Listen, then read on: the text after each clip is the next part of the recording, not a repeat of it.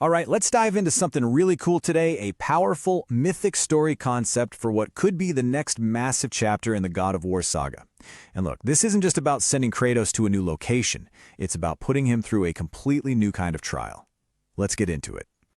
Right off the bat, you can just feel the shift in tone. We are in a land that plays by a completely different and frankly, much darker set of rules. You see, the sands of Egypt don't just hold bodies, they hold a verdict. All that physical strength Kratos has, it might mean absolutely nothing here. So this is the big thing, right? We are leaving the Nine Realms far, far behind. The struggles of the Norse saga are done. Now we're in this brutal, sun-scorched world where the ultimate enemy isn't some monster you can punch, it's judgment itself. So where do we kick things off? Well, our story begins not with some huge explosion, but with the quiet exhaustion of a hero in a land that's falling apart. Kratos has been summoned, dragged into a fight he desperately wants no part of. Yeah, this is not the ghost of Sparta we remember, hungry for vengeance. This is a Kratos who is just spent. He didn't come to Egypt looking for a fight. He was pulled here completely against his will. You can hear the weight of countless battles in those words, and this deep, desperate need for a peace that he just can't seem to find. And here's the hug. This is what gets him. Kratos finds this mysterious shrine, and when he touches it, he hears the voice of his dead wife, Faye. It's just a faint whisper saying, "Kratos, the sands are waking." And that's it. That's the one call he can't possibly ignore, the one thing that will pull him deep into this whole mystery. Then, an older Atreus shows up, but he wasn't just tagging along with his dad. Nope, he was pulled here on his own too. But something's off. There's this really subtle but super chilling detail. His shadow doesn't quite keep up with him. It moves with a tiny delay, this little visual clue that this land's strange magic has already touched him. So why is everything such a mess? Well, it all goes back to Ragnarok. The end of the Norse saga literally tore a hole in reality. There's this faint aurora in the Egyptian sky, that's a scar from the battle. The Norse apocalypse has basically sprung a leak and it's poisoning the balance of this world, which, of course, is going to get some divine attention. Okay, so the stage is set. Now we get to meet our central antagonist and see the core conflict that is going to push Kratos to his absolute breaking point. And then in walks Anubis.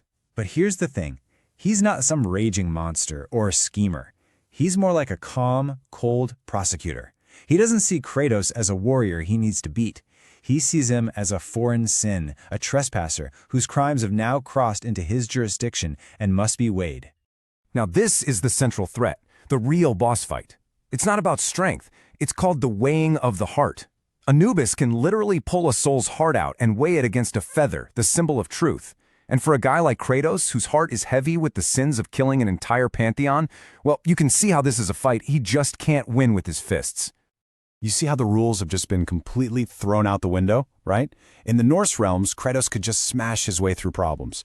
Here, in this spiritual realm, he has to actually confront his past. The battle is all internal, and that rage he's always relied on, it's not a weapon anymore. It's a liability. And just when you think it couldn't get any worse, boom, their powers are gone. Atreus fires a runic arrow, and it just fizzles out.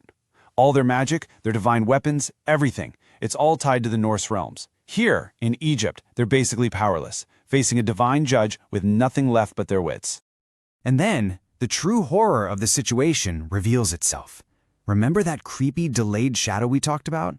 Well, it's not just a shadow.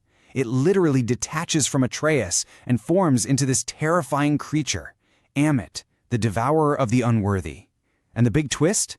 This monster is covered in Loki's markings. The corruption isn't just in the land, it's inside his son. So, why is all of this happening? Why Egypt? Why now? Act 3 is where we get the answers, and it's a huge cosmic design that's been put into motion.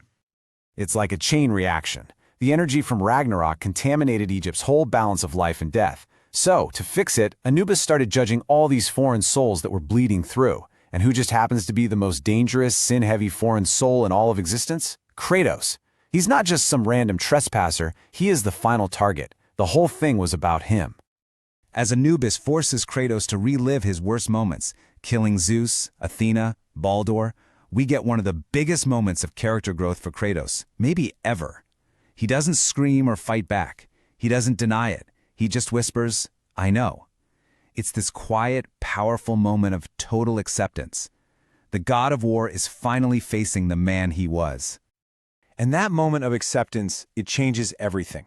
It leads us right into the emotional core of this whole story, where the judgment shifts from him to the one person he would do anything to protect. Anubis sees this change in Kratos, and, he hits him where it hurts the most. He just switches tactics. He says, the son carries the father's curse, and he turns the scales of judgment onto Atreus. In that instant, all of Kratos' rage is just gone, replaced by pure, terrifying fear. This is the one fight he was never ready for. And here, Kratos does something we have never, ever seen him do. He makes a choice that redefines his entire life. He drops to his knees, not in defeat, but in a willing surrender, all to save his son. He offers himself, abandoning a lifetime of defiance for one single act of pure sacrifice. And this is where it gets absolutely mind-blowing. The immediate consequence is impossible. By willingly accepting his own punishment, Kratos does something that should break the laws of this realm. His heart on the scales actually gets lighter. The sins are still there, but his refusal to fight the truth, it's changing the very nature of judgment itself. But this can't be the end, right? Just when it seems like Kratos might be rewriting the rules of the gods themselves, the universe throws one last massive curveball. Right as Anubis is whispering, "You are changing," the sky literally rips open, and this voice booms from the rift, calling Kratos' name. It's not Norse, it's not Egyptian, it's something else entirely. A new silhouette appears, something ancient, something cosmic, and interrupts the whole thing. And that's where we're left. Kratos has finally dealt with two different pantheons, only to find out he might have been a tiny piece in a much older, much bigger cosmic game. It leaves us with the ultimate question. After facing the gods of Greece and Midgard, who or what has finally come for the ghost of Sparta?